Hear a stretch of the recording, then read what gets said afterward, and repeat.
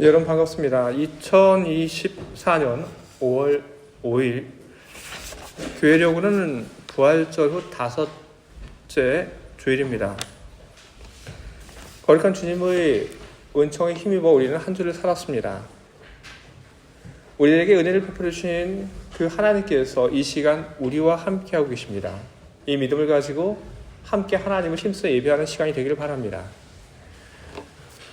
하나님께서 우리 예배를 기쁘게 받으시고 그리고 하나님께서 우리들 모두에게 큰 은혜와 평강을 내려주시기를 바랍니다.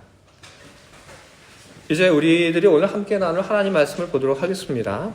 제가 오늘 여러분들과 함께 나눌 하나님 말씀은 출애굽기 32장 7절부터 14절까지 기록되어 있는 말씀입니다.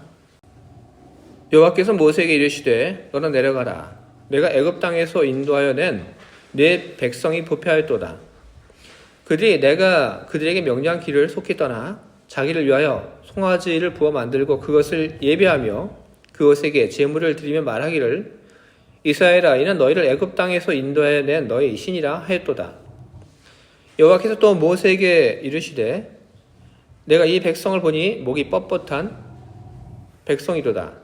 그런즉 내가 하는 대로 두라. 내가 그들에게 진노하여 그들을 진멸하고 너를 큰 나라가 되게 하리라. 모세가 그의 하나님 여호와께 구하여 이르되 여호와여 어찌하여 그 큰 권능과 강한 손으로 애굽 땅에서 인도해 내신 주의 백성에게 진노하시나이까. 어찌하여 애굽 사람들이 이르기를 여호와가 자기 백성을 산에서 죽이고 지면에서 진멸하려는 악한 의도로 인도하여 내었다고 말하게 하시려 하나이까. 주의 맹렬한 노를 그치시고 뜻을 돌이키사 주의 백성에게 이 화를 내리지 마옵소서. 주의 종 아브라함과 이삭과 이스라엘을 기억하소서. 주께서 그들을 위하여 주를 가리켜 맹세하여 이르시기를 내가 너희의 자손을 하늘의 별처럼 많게 하고 내가 허락한 이 온 땅을 너희의 자손에게 주어 영원한 기업이 되게 하리라 하셨나이다. 여호와의 뜻을 돌이키사 말씀하신 화를 그 백성에게 내리지 아니하시니라. 아멘. 우리 함께 기도하겠습니다. 오늘 하나님 앞에 나와서 예배드리는 이 시간이 우리에게는 너무나도 좋습니다. 세상 속에서 살았던 그 시간도 좋지만 아버지의 교회에 와서 하나님을 예배하는 이 시간이 그 무엇보다도 우리에게는 평화롭고 그리고 우리들에게는 너무나도 좋은 시간입니다. 하나님 앞에 나와 예배하는 우리들 힘써 하나님을 예배하는 우리가 되게 하시옵소서.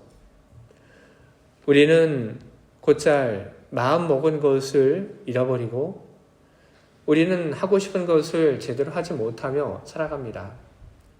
이 한 시간 온전히 우리를 하나님께 바치겠다 하는 그런 마음으로 하나님 앞에 나왔지만 때때로 엉뚱한 생각이 우리 안에 떠오르게 될 때 우리는 하나님을 예배하는 그 일을 위하여 우리가 여기 왔다고 하는 것을 잃어버리고 우리는 엉뚱한 생각에 우리는 사로잡히곤 합니다. 그러니 하나님 우리를 불쌍히 여기시고 거룩하신 성령을 우리들에게 보내어 주사 하나님을 예배하고자 하는 우리의 생각 그리고 우리의 마음이 하나님을 예배하는 시간 내내 변하지 않도록 우리를 도와주시옵소서. 이 자리는 모두가 한 모습으로 한 마음으로 하나님을 예배하게 하시고 그리고 우리가 하나로 하나님 앞에 나와 예배드리는 그 모습이 하나님의 큰 기쁨이 되기를 바라며 세상에는 하나님의 선하심을 증거하는 그런 귀한 능력의 도구가 그리고 증거가 되게 하여 주시옵소서. 말씀을 나눌 때 주의 말씀이 우리들 안에 들어오기를 바라고 그 말씀이 우리의 생각과 그리고 우리의 결심을 이끌어가기를 바랍니다. 주의 말씀이 우리 삶 속에서 선한 많은 열매를 맺어갈 것을 믿고 그리고 그것을 기다립니다. 그 열매로 말미암아 우리 기뻐하고 하나님 또한 기뻐하는 날이 속히 오게 하시옵소서. 예수 그리스도의 이름으로 기도합니다. 아멘.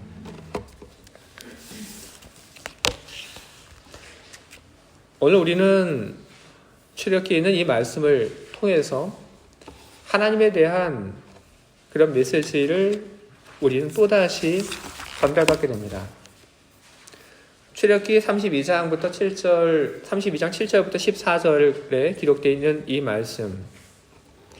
말씀 속에서 우리는 하나님은 바로 우리의 미래를 그리고 우리의 운명을 결정짓는 그런 분이라고 하는 것을 우리는 오늘 듣게 됩니다. 여러분 그렇습니다. 사람의 미래, 사람의 운명, 그것은 하나님에게 달려 있습니다.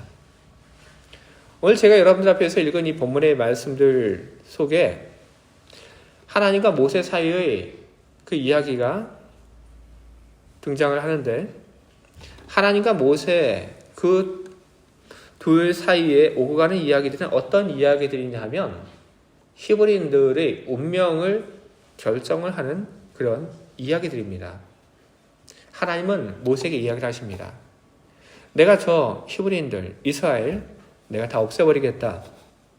그리고 모두를 없애버리는 그 다음에 너 모세의 후손을 통해서 새로운 민족을 세우겠다. 하나님 그렇게 말씀하셨습니다. 모세는 하나님의 이 말씀을 가볍게 듣지 않았습니다. 그리고 그것은 우리들 역시 마찬가지입니다. 하나님께서 히브리인들을 다 없애버리겠다고 하신 그 말씀, 그리고 모세를 통해서 새로운 민족을 세우겠다고 하는 그 말씀을 우스갯소리로 듣는 사람은 없습니다. 왜냐하면 하나님은 능히 그렇게 하실 수 있다고 하는 것을 우리가 알고 있기 때문에 그렇습니다. 사람의 미래는 하나님에게 달려 있습니다. 히브리인들이 이집트에서 노예로 계속 살아갈지 말지, 혹은 가나안 땅에 들어가서 그 젖과 꿀이 흐르는 그 땅에서 하나님의 커다란 은총 속에서 살아가게 될지, 아니면 광야에서 허무하게 죽든지, 이 모든 것은 다 하나님의 결정에 달려 있는 것입니다. 하나님이 정하시기 나름인 것입니다. 이처럼 사람의 운명이라고 하는 것, 미래라고 하는 것은 하나님에게 달려 있습니다.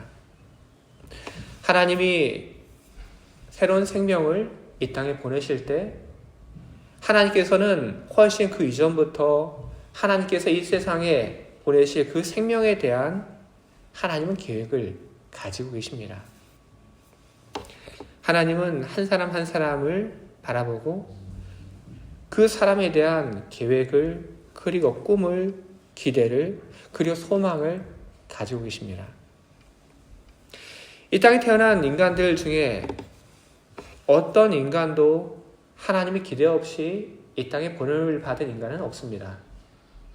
하나님은 모두에게 계획을 가지고 계시고, 그리고 꿈을 가지고 계십니다. 하나님은 모든 사람들에게 어떤 계획을 가지고 계신데, 하나님은 모든 사람들에 대해서 계획을 가지실 때 늘 좋은 계획을 가지고 계십니다. 나쁜 계획, 하나님은 어느 누구에게도 나쁜 계획, 그런 계획을 하나님은 갖고 계시지 않습니다. 항상 좋은 계획, 밝은 미래, 아름다운 그런 시간들, 하나님은 그런 것을 계획하시고, 그리고 하나님께서는 하나님이 계획하신 것을 당신의 그 권능과 그리고 강한 그 손으로 하나씩 하나씩 이루어 가십니다. 그런데 하나님이 그런 계획을 모두에게 가지고 있고, 그리고 하나님의 그 권능이, 하나님의 의로우신 그 손이 각 사람에게 하나님이 가지셨던 그 계획을 이루어 가지만, 하지만 죄라고 하는 것이 하나님이 가지셨던 그 계획을 바꿔버립니다. 죄라고 하는 것이 하나님이 정하신 그 인간의 아름다운 운명을, 좋은 미래를 바꿔버립니다. 오늘 말씀 속에 우상을 만든 히브리인들의 그 이야기가 등장을 합니다. 우상을 만든 히브리인들의 그 죄가 하나님과 히브리인들 사이를 망가뜨렸습니다. 그래서 하나님께서는 히브리인들을 두고 모세에게 이렇게 얘기를 하십니다.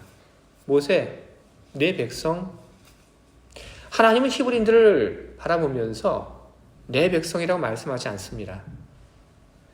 못된 내 백성 이렇게 말씀하지 않고 하나님은 너의 백성이라고 그렇게 이야기를 하십니다. 바로 히브리인들의 운명이 바뀌려고 합니다. 그들의 운명은 젖과 꿀이 흐르는 그 땅으로 들어가는 것이었습니다. 젖과 꿀이 흐르는 그 땅에 들어가서 하나님의 은총을 받고 살아야 할 그런 운명, 그런 계획이 히브리인들에게 있었는데, 그런 계획이 하나님이 히브리인들을 바라보면서 가지고 계셨는데, 그런 계획이 지금 바뀌게 되었습니다.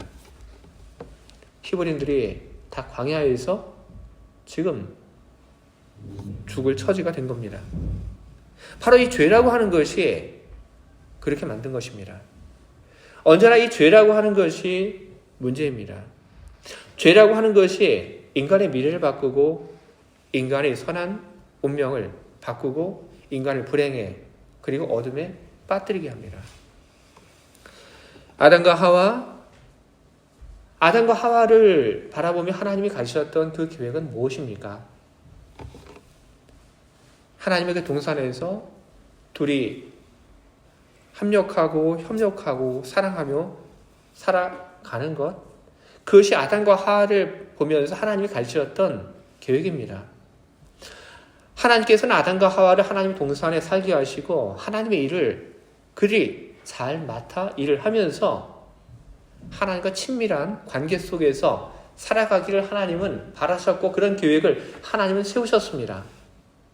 하지만 하나님이 계획하셨던 그 계획이, 하나님이 아담과 하와에게 부여하셨던 그들의 운명이 달라지게 됐습니다. 죄가 아담과 하와의 미래를 그리고 그들의 운명을 바꾸게 된 것입니다. 이스라엘의 초대왕 사울 또한 그렇습니다. 하나님께서는 사울을 이스라엘의 초대왕으로 세우셨습니다. 이스라엘의 초대왕으로 세우기 위해서 얼마나 많은 그런 조건을 하나님께서 보셨겠습니까? 하나님은 이스라엘의 그 수없이 많은 사람들 중에서 사울을 좋게 여기시고 그를 임금으로 세우셨습니다. 사울 왕에 대해서 하나님께서 가르치셨던 계획, 그것은 뭘까요? 그가 하나님을 잘 섬기는 왕이 되기를 바라는 계획을 하나님은 갖고 계셨습니다. 사울 왕이 하나님을 잘 섬기고 백성들을 믿음 가운데 잘 인도해 가는 그런 왕이 되게 할 그런 계획을 하나님은 가지고 계셨던 것이죠. 그를 통해서 온 이스라엘 민족이 하나님의 커다란 복을 받게 하는 그런 계획을 하나님은 갖고 계셨던 겁니다. 그러나 사울 왕이 하나님 앞에서 가졌던 그런 죄들, 그런 것이 사울 왕의 미래를 조금씩 바꿔갑니다.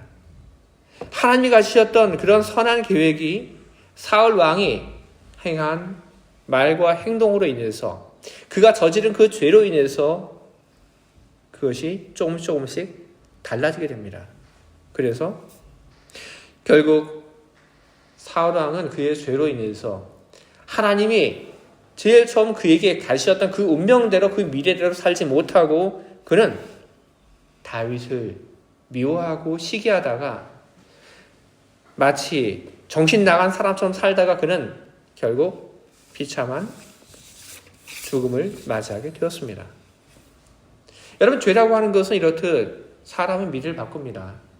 사람의 운명을 바꿉니다. 그러나 죄 말고 사람의 운명을 바꾸는 또 하나가 있습니다. 우리 운명을 바꿀 수 있는 그런 방법, 그것이 무엇이냐 하면 기도입니다. 기도라고 하는 것 역시 우리 미래를 그리고 우리 운명을 바꿉니다. 기도가 어떻게 우리의 미래를, 우리 운명을 바꿉니까? 그것은 기도를 통해서 드러난 하나님의 선하심이 죄를 이기기 때문에 그런 것입니다. 기도라고 하는 것은 어떤 것입니까? 오늘 모세가 하나님 앞에서 기도했던 바로 그 기도가 무엇인지를 잘 보여주고 있습니다. 모세는 하나님께 기도합니다. 모세는 하나님의 그 선하심이 나타나기를, 하나님의 그 선하심이 다시 죄를 지은 모든 사람들을 덮기를 그는 기도하고 있는 것입니다. 모세는 히브리인들을 두고 하나님 앞에서 이야기를 합니다. 하나님의 백성입니다. 방금 전 하나님께서는 너의 백성이라고 이야기를 하셨는데 모세는 그 말을 듣고 하나님이 하신 그 말을 바로 그 앞에서 바꾸어 이야기를 합니다. 아니요, 하나님, 나의 백성이 아닙니다.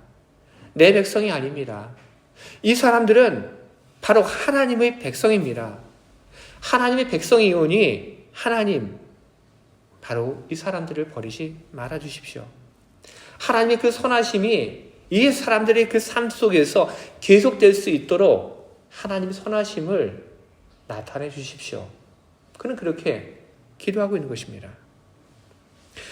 모세의 기도의 핵심은 무엇입니까?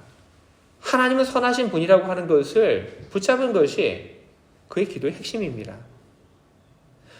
다른 사람들이 하나님의 의도가 악한 것이라고 그렇게 이야기를 하면 어떡합니까?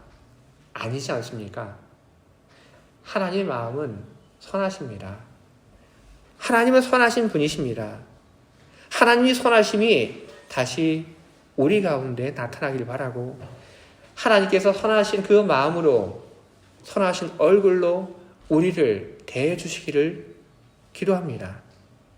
바로 이런 모세의 기도가 죄로 인해서 비참하게 죽을 히브리인들의 그 운명을 다시 바꿔놓게 되었습니다.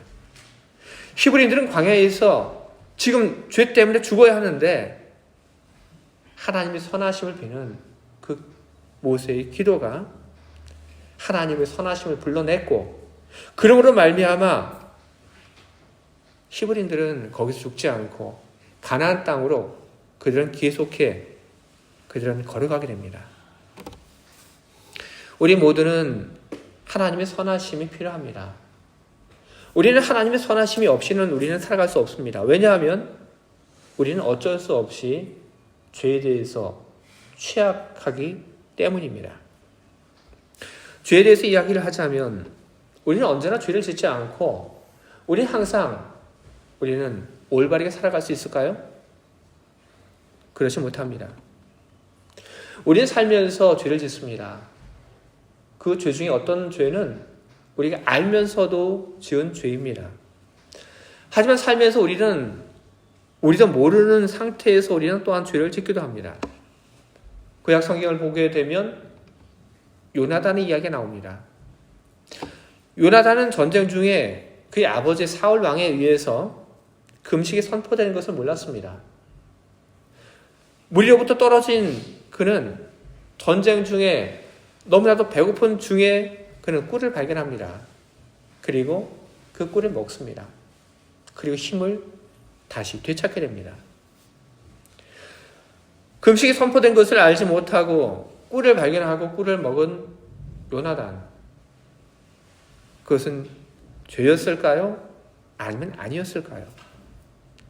우리는 요나단의 그 행동을 두고 그것이 죄인지 아닌지 우리는 참 판단하기 어려운 그런 마음을 우리는 갖습니다.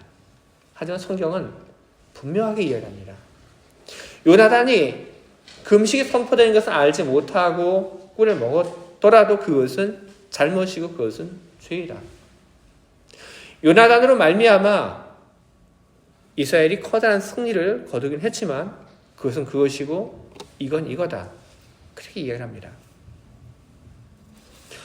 요나단의 그 이야기가 우리들에게 전하는 메시지는 무엇이냐면 죄의 잣대라고 하는 것이 무척 높고 그리고 엄격하다고 하는 것입니다. 요나단의 그런 경우조차 죄라고 하는데 우리는 살면서 우리들이 알지 못하는 사이에 우리가 지은 죄는 또 얼마나 많겠습니까? 우리는 죄를 짓습니다.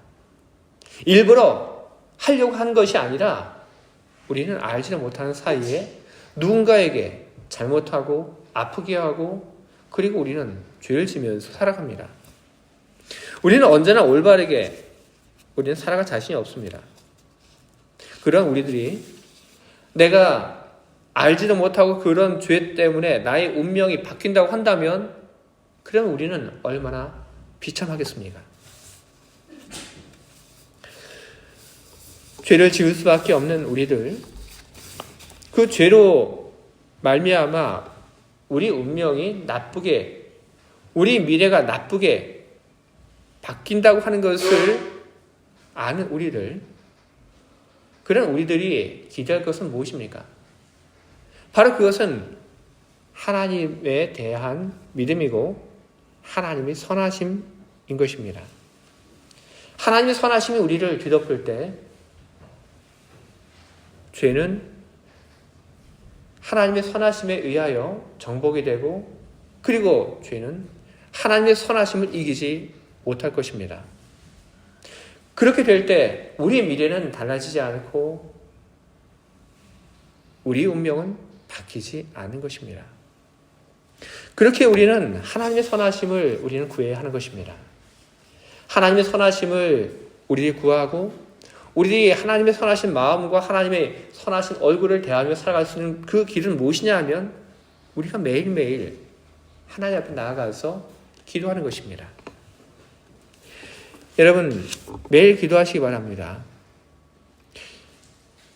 우리가 매일 기도하면서 특별히 하루를 시작하며 여러분 기도하시기 바랍니다. 그리고 하루를 마치면서 여러분 또한 기도하시기 바랍니다. 예수님께서는 하루를 하나님께 기도하는 일로 시작을 하셨습니다. 그리고 예수님만 그러신 것 아니라 다윗의 시편을 보게 되면 다윗 역시 하나님에 대한 기도로 하루를 시작을 하였습니다. 시편 57편 7절부터 9절까지 말씀을 보면 이렇게 기록되어 있습니다. 하나님이여 내 마음이 확정되었고 내 마음이 확정되었사오니 내가 노래하고 내가 찬송하리이다. 내 영광아 깰지어다. 비파야 수금아 깰지어다. 내가 새벽을 깨우리로다. 주여 내가 만민 중에서 주께 감사하오며 뭇 나라 중에서 주를 찬송하리이다. 아멘. 다윗은 이야기를 합니다. 내가 새벽을 깨우리로다. 바로 이 말이 다윗이 새벽에 하나님 앞에 나가 기도했다고 하는 것을 찬송했다고 하는 것을 보여주는 그런 말입니다. 다윗은 그렇게 했습니다. 새벽에 하나님 앞에 나아가서 기도하며 그런 하루를 시작을 했습니다. 제 사랑하는 우리 교회 여러분, 여러분도 그렇게 하루 시작하시길 바랍니다. 하나님의 선하심을 바라며 하나님의 은총을 바라며 하나님께서 오늘 하루 나의 삶을 이끌어 주시길 바라며 기도하시고 하루를 시작하시기 바랍니다. 그 기도 여러분 많은 말로 긴 시간 하지 않아도 됩니다. 단 한마디 말로 여러분 아침에 하나님의 선하심을 비는 기도를 드리고 여러분이 하루를 시작하시기 바랍니다. 주여 오늘을 당신 손에 맡기나이다. 이 단 한마디 말로 여러분의 하루를 시작하시기 바랍니다. 여러분 한번 따라 해보시겠습니까? 자, 주여 오늘을 당신 손에 맡기나이다. 한번 쭉 이제 길게 한번 해볼게요. 주여 오늘을 당신 손에 맡기나이다. 아멘. 여러분 길지 않죠?